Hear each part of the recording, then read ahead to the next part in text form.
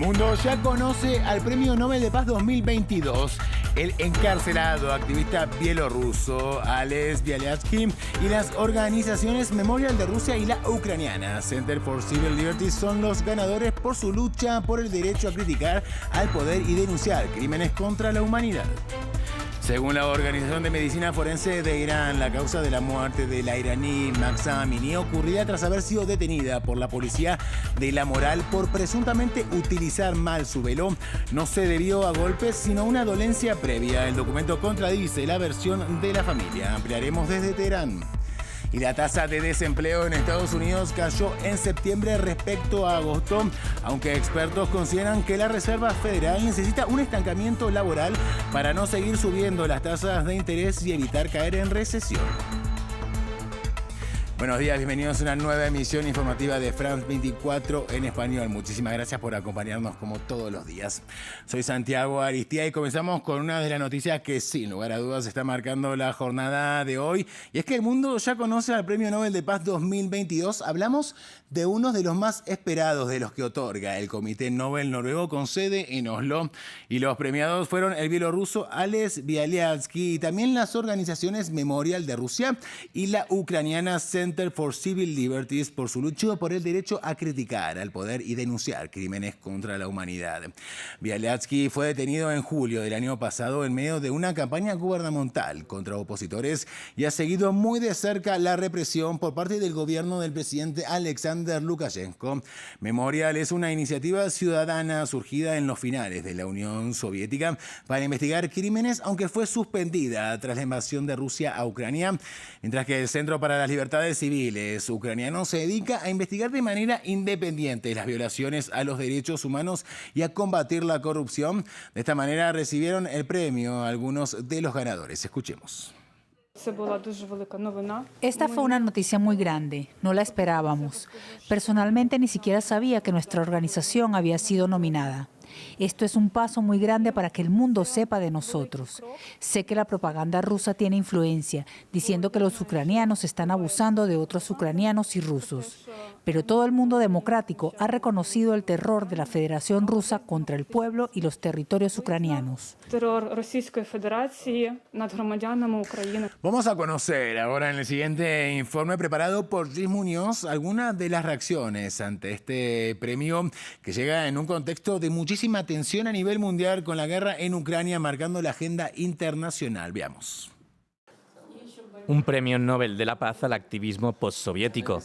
Opositores rusos y bielorrusos y defensores de derechos humanos ucranianos. En Kiev, los ciudadanos celebran el galardón para el Centro para las Libertades Civiles.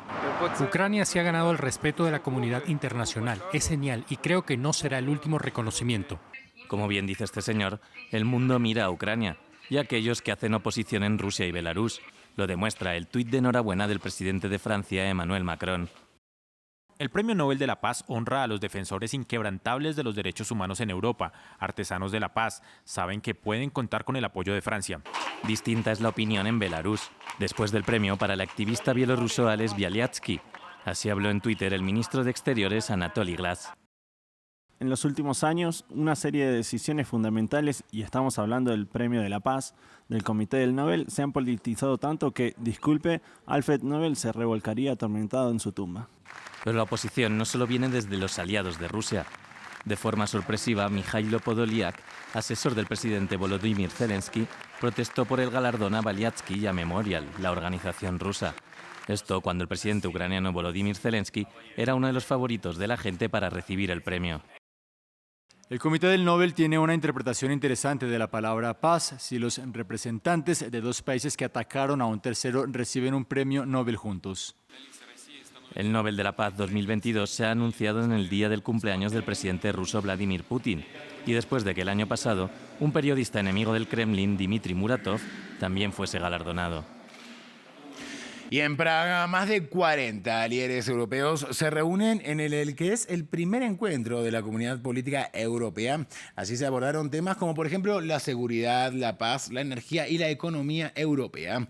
Respecto de uno de los temas que centran la atención de la agenda, la presidenta de la Comisión Europea, Ursula von der Leyen, aseguró que la Unión Europea se ha preparado y ya tiene una primera línea de protección para que los mercados resistan los altos precios de la energía y la inseguridad sobre el suministro de gas.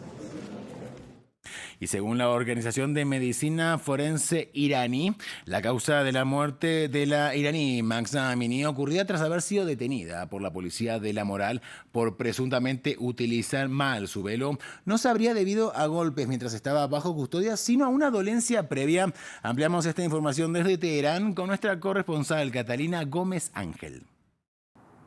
Pasaron 3 semanas antes de que el gobierno iraní publicara esa investigación que prometió desde el primer momento para conocer las razones del fallecimiento de Mahsa Amini, esa joven kurda de 22 años que murió después de haber sido capturada por la policía de la moral en Teherán, supuestamente por llevar mal la vestimenta islámica. Esta investigación ha sido publicada por la Organización de Forenses de Irán y ellos aseguran que Mahsa no murió como consecuencia de ningún golpe, como se había asegurado por algunas versiones, incluida su familia, que dice que vio moretones en sus piernas, y algunos doctores que también han asegurado que la joven fue golpeada. Ellos dicen que esto viene de una enfermedad de tiempo atrás, de cuando tenía 8 años, una enfermedad del corazón que pudo haber resurgido en ese momento como consecuencia del estrés. En ese momento tuvo un paro cardíaco que le impidió seguir respirando y lo que tuvo grandes consecuencias no solamente en su cerebro, sino en múltiples órganos. Ellos también dicen que esto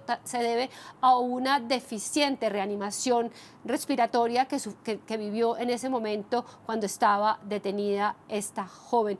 A estas horas las redes iraníes se hacen preguntas sobre realmente si es cierta esta versión del gobierno. Ya han tenido otras versiones en los últimos días donde las autoridades han querido mostrar que jóvenes que han fallecido lo han hecho por razones que no tienen que ver con las protestas, mientras que su familia sí denuncian que, por ejemplo, una de esas jóvenes sí fue golpeada o otra sí se encontraban en las protestas, a pesar de que ellos quieren negarlo. Para mañana están programadas nuevas manifestaciones en el país como protesta a esta muerte de Mahsa Amini. Avanzamos con más noticias en France 24. Vamos ahora a Francia porque aproximadamente 1 de cada 5 estaciones de servicio del país no está siendo abastecida como debería y las reservas estratégicas de petróleo probablemente se utilizarán durante el próximo fin de semana. Esto dijo el ministro de Energía del país, y mientras tanto las huelgas en 4 refinerías de Total Energies continúan por 10º día. Ampliamos desde París con nuestra periodista Erika Olavarría. Un 15% de las gasolineras en Francia está teniendo problemas de suministro de al menos un tipo de combustible, así lo confirmó el gobierno. Esto está generando colas, pero también pérdida de tiempo de los clientes mientras encuentran una gasolinera donde llenar el tanque de sus vehículos. La causa, primero, es el descuento que hace la petrolera Total de 20 céntimos a sus clientes. Esto se suma a los 30 céntimos que da el gobierno. Por lo mismo es esta empresa la que está sufriendo más esta falta de combustibles. En los últimos días sus demandas han aumentado en un 30%, sobre todo en el norte y en el este del país. Y la otra causa es la huelga que realizan los trabajadores de Total en 3 de las 5 refinerías que tiene la empresa en el país por mejoras salariales. Ellos dicen que si la empresa está ganando más dinero en este momento, debiera repartirlo también a sus trabajadores. Francia entonces ha comenzado a importar gasolina desde Bélgica, los Países Bajos y Luxemburgo. Por lo mismo, este fin de semana se va a permitir el tránsito de camiones cisterna por las ciudades, algo que normalmente está prohibido. Y también Francia ha comenzado a tocar sus reservas estratégicas, 18 millones de toneladas de combustible que representan el consumo de Francia durante 90 días. Además, las autoridades han pedido a los franceses que no llenen el tanque si no es necesario, porque eso genera obviamente más demanda, y aseguran que la situación debe normalizarse dentro de una semana. Vamos ahora a Estados Unidos. Allí el presidente Joe Biden anunció que indultará las penas de los condenados a nivel federal por posesión de marihuana, una medida que no abarca, sin embargo, los cargos vinculados con su producción o su distribución. Se calcula que más de 7.000 personas podrían beneficiarse por la orden, que para muchos responde a intereses electorales del presidente y del Partido Demócrata. El informe es de Manuela Cano. Un paso hacia la despenalización en Estados Unidos. El presidente Joe Biden anunció que indultará a los condenados por delitos federales relacionados con la posesión de marihuana. En primer lugar, voy a perdonar todos los delitos federales anteriores de posesión simple de marihuana. Hay miles de personas que fueron condenadas previamente por posesión simple y a las que se les puede negar el empleo, la vivienda o las oportunidades educativas como resultado. Mi indulto eliminará esta carga. La medida no cubre cargos relacionados con la producción o posesión de marihuana con la intención de distribuirla y además aplica únicamente a condenas federales. Sin embargo, el mandatario hizo un llamado para que los gobernadores den el mismo paso hacia el perdón de los delitos estatales. Para muchos analistas, se trata de una decisión con fines electorales, a pocas semanas de unas elecciones de medio término, en las que los demócratas se arriesgan a perder sus estrechas mayorías legislativas. Es parte de una batería de medidas y además de legislaciones que el presidente ha ido tomando, enfocándose en grupos que yo pienso que los demócratas consideran que son todavía gananciables en el marco de la acumulación de apoyo electoral. Creo que se ven forzados ante la nueva crecida del costo de los combustibles, ante los nuevos efectos de las medidas dictadas por la OPEP, a improvisar algunas medidas que tienden, yo creo que a tocar sectores electorales en los cuales el voto demócrata se concentra, en este caso, la población afroamericana. La legislación sobre el consumo y posesión de marihuana en Estados Unidos está cambiando rápidamente. Ya son 19 los estados en los que su uso medicinal y recreacional es totalmente legal. El último en añadirse al grupo fue Connecticut en junio. Algunos estados como Minnesota, Missouri o Florida aceptan su uso únicamente medicinal, mientras que esta sigue siendo ilegal en Idaho, Wyoming, Kansas y Carolina del Sur. Más noticias llegan desde Estados Unidos ahora en materia económica, porque la tasa de desempleo en el país cayó en septiembre al 3.5% desde el 3.7% del pasado mes de agosto. Esto según el Departamento de Trabajo, que agregó además que 5.8 millones de personas están desocupadas. Las estadísticas también muestran que en el 9º mes del año los empleadores agilizaron su nivel de contrataciones. Algunos analistas consideran que el mercado laboral continúa mostrando resistencia a la subida de las tasas de interés por parte de la Reserva Federal, lo que podría conducir a que sigan aumentando en los próximos meses. Y el Banco Central ha venido elevando tasas en un esfuerzo por controlar la inflación, pero con el riesgo de llevar a la economía a una recesión. Para analizar este escenario económico que atraviesa Estados Unidos, nos acompaña el economista Iván Jiménez. Iván, muchísimas gracias por su presencia en France 24 en español. Bueno, cuando uno ve que el desempleo disminuye, cree que estamos ante una buena noticia, ¿verdad? Pero el mercado no piensa lo mismo. ¿Por qué? Creo que en este clima lo que está tratando en realidad de hacer la Reserva para tratar de reflejarse en el mercado laboral es controlar la inflación. Y una de las formas de medir ese control de la inflación es tratar de desacelerar la demanda y a través de ello impactar empleos. Lo que pasa es que en esta vuelta no es un proceso de tradicional económico. Lo que ha causado gran parte de esta dislocación ha sido la pandemia, y en este momento lo que estamos viendo es el vigor de la reintroducción justamente de las exigencias del consumidor en la economía americana, y lo otro es una saludable economía en el clima laboral.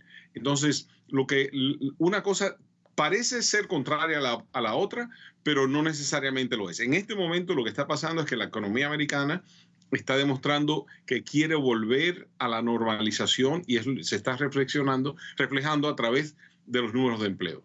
Hablamos de la Reserva Federal estadounidense, que está tratando de frenar, ¿no?, la inflación subiendo las tasas de interés para moderar el consumo. Es una medida dolorosa para parte de la población, pero ¿está dando resultados desde su punto de vista? Creo que sí. Creo que si vemos algunas algunas cifras de aceleración en la inflación, hemos visto moderación. Y lo otro es que aunque ha habido un aumento que lo hemos presenciado en Estados Unidos en la fuerza laboral, en la demanda, en precios de rubros básicos, ya mucho de ello ha comenzado a desacelerar. Y lo tercero es que gran parte de lo que hace la Reserva, aparte de las medidas que toma, es mandar un mensaje. Y creo que el mensaje que ha sido elocuente es que va a hacer todo lo posible a su alcance de girar de un mercado donde era el dinero libre y gratuito a un mercado restrictivo donde la Reserva va a hacer todo lo posible para frenar la tasa de aceleración de la economía. Y eso es lo que debe hacer una Reserva. Iván Jiménez, muchísimas gracias por su presencia en France 24. Llegamos al final de esta emisión a nuestra audiencia. Le invitamos a que sigan informándose en France 24 y en france24.com.